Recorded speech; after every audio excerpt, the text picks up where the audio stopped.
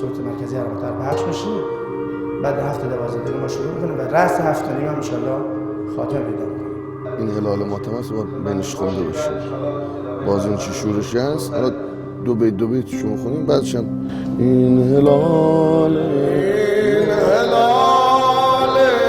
ماتم است یا هلال زینب است خلق آن را گمه با حسین بر لب است تسلیت یم الحسن